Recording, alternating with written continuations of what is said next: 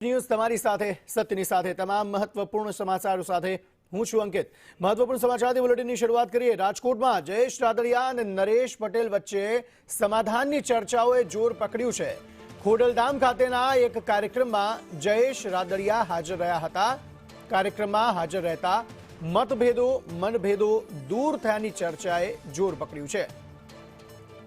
નરેશ પટેલ અને જયેશ રાદડિયા વચ્ચે છેલ્લા ઘણા સમયથી કોલ્ડ વોર ચાલી રહ્યું છે। અગાઉ રાદડિયાએ સમાજના અગ્રણી પર નિશાન સાધ્યું હતું, જે નરેશ પટેલ માટે હતું। ખુલ્લા મેદાને આવવા જયેશ રાદડિયાએ જાહેરમાં ટકોર કરી હતી, જે બાદ હવે બંને નેતાઓ એક જ કાર્યક્રમમાં હાજર રહેતા એ ચર્ચાએ જોર પકડ્યું છે કે બંને વચ્ચે જે મતભેદો હતા મનભેદો હતા તે હવે દૂર થયા છે। દિવ્યેશ જોશી વધુ માહિતી આપી રહ્યા છે। દિવ્યેશ, જણાવશો શું વધુ વિગતો? ચોક્કસ અંકિત, વાત કરવામાં આવે તો ખોડલધામથી આવી રહ્યા છે ઇફકોની જે ચૂંટણી, ત્યારબાદ જયેશ રાદડિયાએ અનેક વખત છે ને સમાજના અગ્રણી તરીકેનું નામ આપ્યું હતું અને જે ચેરમેન નરેશ પટેલ છે ખોડલધામના, તેના ઉપર કોલ્ડ વોર છે તે કર્યો હતો અને બંને વચ્ચે છેલ્લા ઘણા સમયથી ખટરાક છે તે ચાલી રહ્યો હતો। બંને વચ્ચેના મતભેદો છે તે સોશિયલ મીડિયામાં પણ જોવા મળી રહ્યા હતા। જે સમાજ લેવલની જે કોઈ પણ મીટિંગ હોય તેમાં બંને લોકો એકાબીજાના નામ લઈને એકાબીજા ઉપર કોલ્ડ વોર છે તે કરી રહ્યા હતા। પરંતુ સૌથી મહત્વનો સવાલ એ છે કે આજે ખોડલધામ ખાતે જે જેટલા ધારાસભ્ય છે અને મુખ્યમંત્રી જે પાટીદારો, તેમનું સન્માન કાર્યક્રમ કરવામાં આવ્યો હતો અને નરેશ પટેલ અને જે જયેશ રાદડિયા છે તેના વચ્ચે સુખદ સમાધાન છે તે થયું છે। ઇફકોની ચૂંટણી હતી, ત્યારબાદ આ બંને વચ્ચે જે કોલ્ડ વોર છે તે થયો હતો અને તેને લઈને રાજકારણ છે તે ગરમાયું હતું। પરંતુ હાલ ઘીના ઠામમાં ઘી પડી જતા જે સમાજ છે તેમાં ખુશીનો માહોલ છે તે જોવા મળી રહ્યો છે। અંતિમ આભાર સમગ્ર માહિતી આપવા માટે। તો અગાઉ રાદડિયાએ સમાજના અગ્રણી તરીકે નરેશ પટેલ પર નિશાન સાધ્યું હતું। ઇફકોની ચૂંટણી સમયથી આ ગજગ્રાહ જે છે તે ચાલી રહ્યો છે, કોલ્ડ વોર બંને વચ્ચે ચાલી રહ્યું છે। કોઈ ખુલીને એકબીજાનું નામ નથી લેતા, પરંતુ સૌ કોઈને ખબર છે કે જે આક્ષેપ કરી રહ્યા છે તે કોના પર કરી રહ્યા છે। પરંતુ હવે જ્યારે ખોડલધામમાં કાર્યક્રમ હતો, જયેશ રાદડિયા પણ એ કાર્યક્રમમાં ઉપસ્થિત હતા, હવે તેને લઈને એ ચર્ચાએ જોર પકડ્યું છે કે બંને વચ્ચે શું તકલીફો જે હતી તે દૂર થઈ છે। વરિષ્ઠ પત્રકાર જયેશ ઠકરાર અમારી સાથે જોડાઈ ગયા છે આ અંગે વધુ વાતચીત કરવા માટે। જયેશભાઈ, આ બંને વચ્ચે એક જ કાર્યક્રમમાં ઉપસ્થિત રહેવું બંનેનું શું આ એક કોલ્ડ વોરનો અંત કહી શકાય, જે બંને વચ્ચે ઇનડાયરેક્ટલી ચાલી રહ્યો હતો છેલ્લા ઘણા સમયથી? કોલ્ડ વોરના અંતની શરૂઆત ચોક્કસપણે કહી શકાય, કારણ કે લેવા પાટીદારોનું જે એકતાનું કેન્દ્ર છે, શ્રદ્ધાનું કેન્દ્ર છે ખોડલધામ, ત્યાં જો એમણે એમની એકતા અને શક્તિ પ્રદર્શિત કરવાની હોય તો જ્ઞાતિના એક સામાજિક આગેવાન તરીકે નરેશ પટેલ જેવી રીતે છે, એવી રીતે રાજકીય અગ્રણી અને યુવા અગ્રણી તરીકે જયેશ રાદડિયા છે। હવે બંને વચ્ચે વોર ચાલતી હોય તો બંનેને નુકસાન છે ને છેલ્લા એક વર્ષમાં આપણે જોયું છે કે સહકારી ક્ષેત્રમાં ઇફકોની ચૂંટણીમાં બંને સામસામે આવી ગયા હતા અને આ સમયે દિલીપ સંઘાણીએ એવી પહેલ કરી હતી કે હું બંને વચ્ચે સમાધાનના પ્રયત્ન કરીશ। આ સમાધાનના પ્રયત્નો એટલા માટે પણ રંગ લાવે એવી પરિસ્થિતિ છે, કારણ કે આપણે જોયું કે જે મંત્રીમંડળનું નવું વિસ્તરણ થયું એમાં જયેશ રાદડિયાને સ્થાન મળ્યું નથી।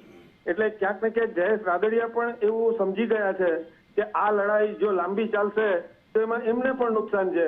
અને બીજી તરફ નરેશ પટેલ પણ સમજે છે કે હવે પહેલા જેવું નથી કે બધા જ લોકો એકદમ જ એમની તરફેણમાં હોય। એટલે આ પરિસ્થિતિમાં બંને વચ્ચે એકતા રહે તો બંનેને ઓછું નુકસાન થાય એ ગણતરી છે અને એ જ ગણતરીના કારણે જ્ઞાતિના કેટલાક આગેવાનો પણ એવું ઈચ્છી રહ્યા છે કે જો લેવા પાટીદાર સમાજનું ભાજપના રાજમાં રાજકીય વર્ચસ્વ પ્રસ્થાપિત રાખવું હોય તો જે શક્તિશાળી આગેવાનો છે એમણે એક રહેવું બહુ જરૂરી છે। એ સમાજના તો હિતમાં છે જ છે, વ્યક્તિગત રીતે પણ એ બંનેના હિતમાં છે। એટલે આ લાંબી ગણતરીઓના આધારે અત્યારે બંને પોતપોતાના ઈગોને થોડા સાઈડમાં મૂકી અને સાથે મળી રહ્યા છે, જેમાં ભાજપમાં નવા પ્રદેશ પ્રમુખ આવ્યા છે અને સાથોસાથ ભાજપમાં જે રીતે નવું મંત્રીમંડળ આવ્યું છે, સત્તાના કેન્દ્રો બદલાઈ રહ્યા છે, આમાં સેફ સાઈડ રાખીને બંને એકતા તરફ આગળ વધી રહ્યા છે એવું ચોક્કસ કહી શકાય. જયેશભાઈ, પાટીદારોને શું લાગી રહ્યું છે કે તેમની પકડ રાજ્ય પર ઓછી થઈ રહી છે? કેટલાક જે પાટીદાર નેતાઓ છે તે એવું નિવેદન આપી ચૂક્યા છે કે બધાએ એકતા બતાવવી પડશે ફરી એકવાર, નહીં તો આપણું જે પ્રભુત્વ છે તે ઓછું થઈ જશે. શું આ એ તરફ પણ ઇશારો કરે છે? ખરો, સૌરાષ્ટ્રમાં બંને બહુ મોટું નામ છે અને તેવામાં બંને વચ્ચે જો મનભેદો દૂર થાય છે તો એ સમાજ માટે જ સારું હશે. જુઓ, રાજકારણમાં હંમેશા જે નેતાઓ હોય છે એ પ્રેશર ટેકનિક અને જે પરિસ્થિતિ હોય છે એ મુજબ સમીકરણો ગોઠવતા હોય છે. અત્યારે આપણે જોઈએ છીએ કે લાંબા સમયથી લેવા પાટીદાર સમાજ ઉપર નરેશ પટેલનું પ્રભુત્વ છે અને પ્રભુત્વના કારણે જ્યારે ચૂંટણી આવે ત્યારે નરેશ પટેલ કાંઈ ને કાંઈ એવી જે એક્ટિવિટી કરતા હોય છે, જેમ કે વચ્ચે એમણે કહેલું કે હું રાજકારણમાં સક્રિય રીતે આવીશ કે કેમ એ હું વિચાર કરીને જણાવીશ. પછી એ મુદ્દો એને 2 મહિના સુધી લંબાવ્યો કે પોતે રાજકારણમાં આવવાને છે. ક્યાંક સ્પેક્યુલેશન ઉભું કર્યું કે હું તો મૂળ કોંગ્રેસથી છું. થોડા સમય પછી એનો પુત્ર બોલે છે કે સક્રિય રાજકારણમાં ડેડીએ આવવું જોઈએ.